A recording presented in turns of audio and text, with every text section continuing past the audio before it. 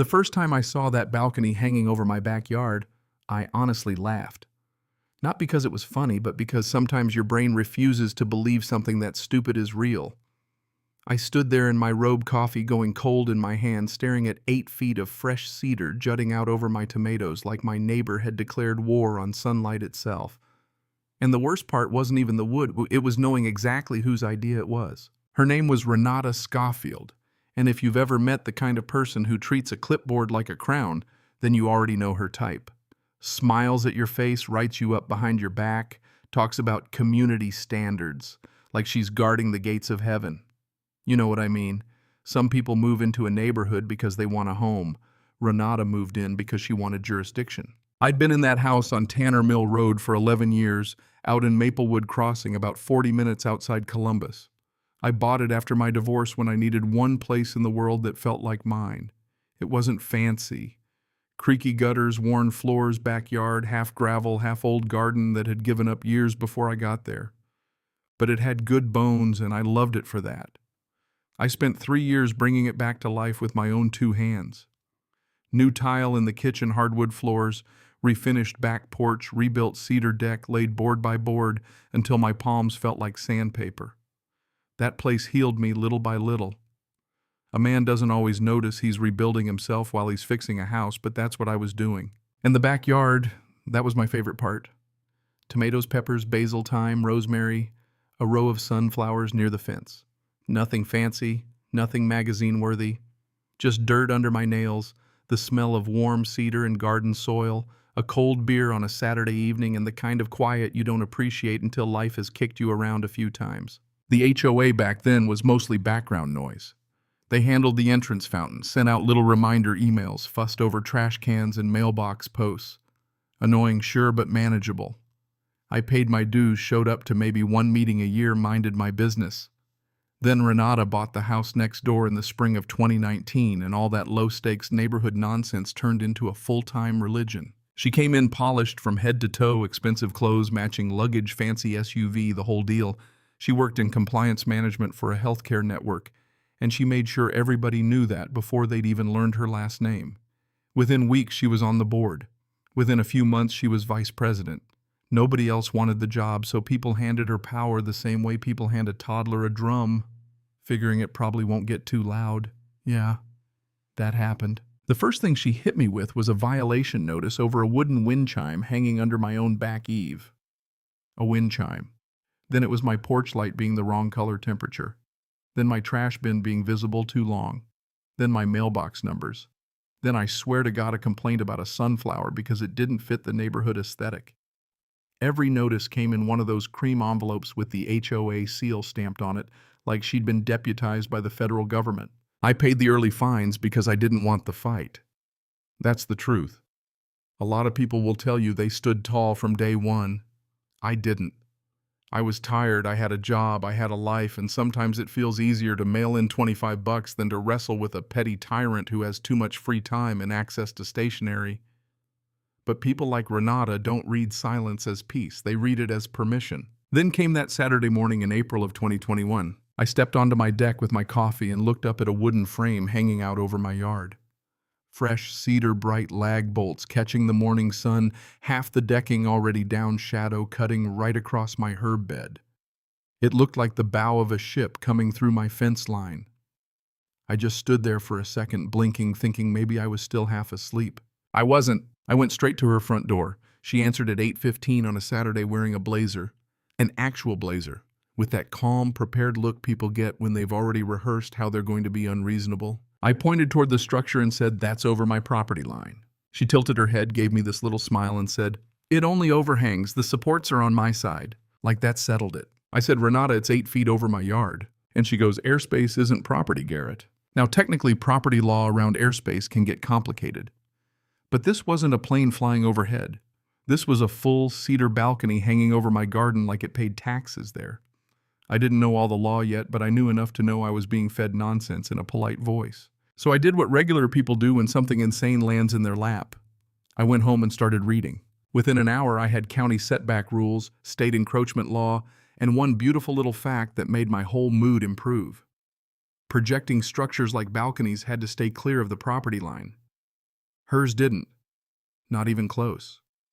Better yet, there was no building permit on file, which meant the woman who had fined me over a wind chime had gone ahead and built an illegal structure over my backyard with no approval, no permit, no anything. I wanted to call the county right then. I really did. But I stopped myself. Anger makes a lot of people move too fast. I decided I was going to do this once and do it right. So while she kept building, I documented everything. Photos from the deck, photos from the upstairs window, photos from the back corner by the oak, date stamps, angles, distances. I made a folder on my computer and named it Renata's Folly, which cheered me up more than it should have. Then I hired a licensed surveyor. Best money I spent that month. Walt from Pioneer Land Survey came out with his equipment and his orange stakes, took his measurements, and confirmed on paper that the balcony extended more than 9 feet past the property line. 9 feet, 4 inches. Not a close call, not a misunderstanding, not a whoops, a trespass with decking. I sent her a formal letter with the survey attached, polite and clean, asking her to remove it voluntarily before I escalated. 4 days later, she sent back a letter on HOA stationery accusing me of harassing a board member. That was the moment something in me went quiet. Not defeated quiet, dangerous quiet. The kind where you're done hoping the other person will suddenly become reasonable. About a week later, I met my old friend Vance for wings and beer. He'd gone into structural consulting after college. I showed him the photos, walked him through it, and the next day he took one look at that balcony and texted me, "Whoever built this has no idea what they're doing. Wrong attachment points, bad load distribution, sloppy work. So now it wasn't just illegal, it was stupid." That gave me the confidence to file properly. I sent a full complaint package to County Building and Zoning, then cross-filed with the city office too, because our subdivision sat in one of those weird boundary areas where nobody wants to be responsible until you put it in writing. Survey photos, code sections, everything. Certified mail, copies of copies. I was done playing. 10 days later, an inspector showed up. I didn't hear every word, but I saw enough. The measuring tape, the photos, the clipboard, the bright orange stop work notice slapped on her front door. I cannot explain to you how satisfying that orange card looked against her neutral little front porch. Some colors just sing. A smarter person would have backed off then. Got a lawyer, came over, tried to work something out. Renata doubled down. She went to the next HOA meeting and tried to paint me as some unstable man weaponizing code enforcement against a hardworking board member. That's when the first twist hit, and it came from the last person I expected. Myrtle Albrecht, elderly quiet, had lived there forever, raised her hand and asked one simple question. "Did you get a permit for that balcony or not?" That's all she said. But the whole room changed. You could feel it. Renata opened her mouth, didn't have an answer that sounded sane. And for the first time, people stopped looking at me like I was stirring trouble and started looking at her like maybe she'd been the trouble all along. After that meeting, neighbors started finding me. An electrician down the street, a couple from the cul-de-sac, folks who'd gotten fined for security cameras, garden trellises, holiday decorations, yard signs, all kinds of nonsense. Turns out I wasn't the only one she'd been working over. I was just the first one who pushed back with paperwork. So I had people over one Saturday. Nothing dramatic. Grill going, hot dogs, sizzling, smoke in the air, everybody sitting out on my deck under the shadow of her half-finished balcony with that stop work order still hanging over it like a curse. I walked them through what I'd found. Then my lawyer, Nora Dantis, found the thing that changed everything. An easement. Buried in the original 1987 subdivision plat was a 10-foot utility and drainage easement running right along the line between our lots. That balcony wasn't just over my property. It was inside a recorded easement, which meant Renata hadn't only broken a building rule. She had built inside a protected zone she had no legal right to block. That's a whole different level of bad. Once Nora found that the strategy changed, we stopped reacting and started building a case. 3 tracks all at once. Building violations, easement violation, HOA fine abuse. Turns out Renata had also been skipping required hearing procedures before issuing fines, which meant a lot of those fines she'd been slapping on people for 2 years were legally shaky at best.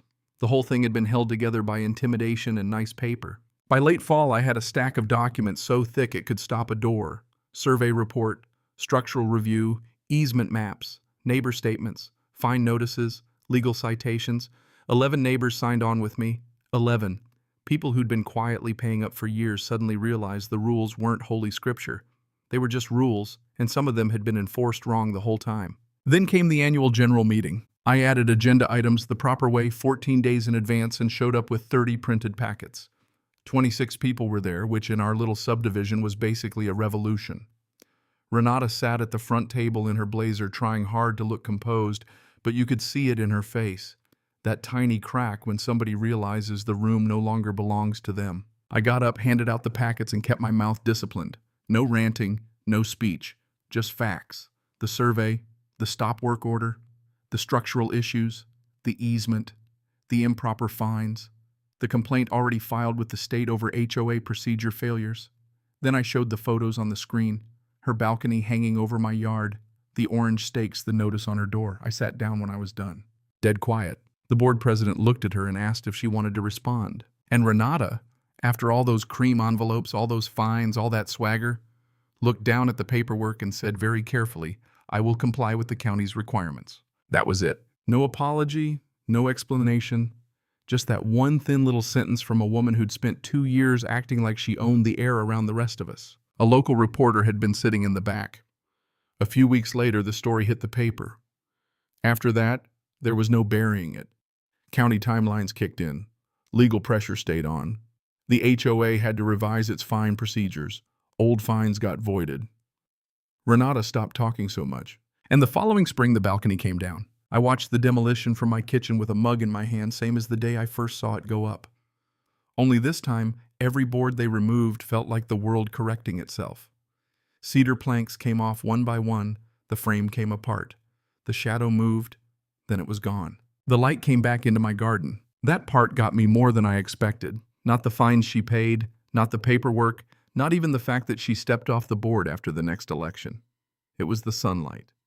Seeing that warm afternoon light hit my herbs again. Basil, rosemary, tomatoes. Like the yard had been holding its breath and could finally exhale.